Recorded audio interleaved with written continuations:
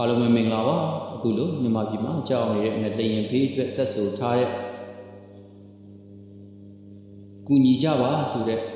တခြင်းလေးနဲ့ဖြော်ပြပေးကြပါတယ်ဒီရေးစရာမြန်မာစာကိုရှန်ထွန်းရဲ့တခြင်းလေးဖြစ်ပါတယ်ခင်ဗျာနားဆင်ကြပါ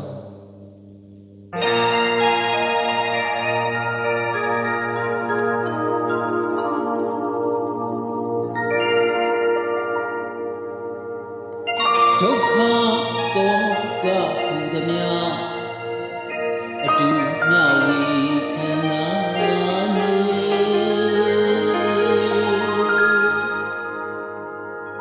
ဘေးမယာဝေးကွာအနေကင်းမစီမြတ်တာပေးဒုက္ခဘေးများကင်းဝေးပါစေ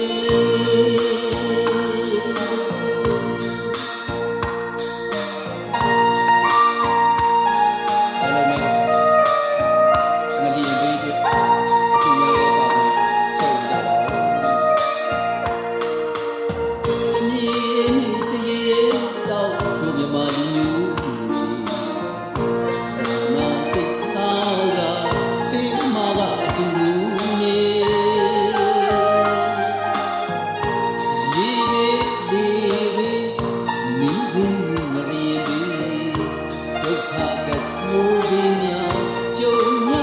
ကြုံရရင်ဘုံဘဝမှာသူမျှဝေ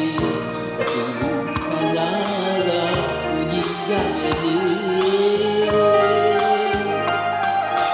ရှိရမရှိရအတိမမထားနှလုံးသားကြီးဖတ်သူသူပါနိုင်နှမြစွမ်းနှမြဝိုင်းဝန်းများလို့ညီမယ်လေယခုရရပြီမလားပါချေလူအသက်တွေရသမျှကေကြမလဲမြမရီနှလုံးသားကဘာရတိတာရကရှိပကတမောပါဒါနာလူပါလေ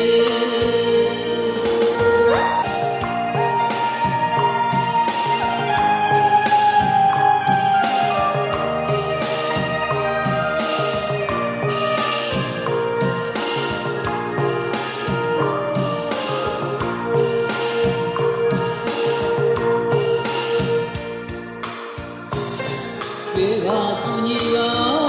တချို့ကျော်အိုတစ်လို့နေတုံလို့၆ချောသူ့တညာဘေးကင်းပါစေ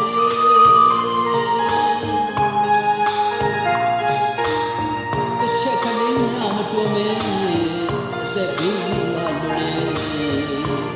ဘဝကြီးကြည်မွားဘာနေလဲဘယ်လိုစားရမလဲဘလို့ရှိစရာမယ်လက်ရောက်သူများတနာရချေဓာတုဝေဓာတုမိသားစုရှိရမရှိရအတိမမထားကနှလုံးသားကြီးဖတ်သူပြပါနိုင်ငံ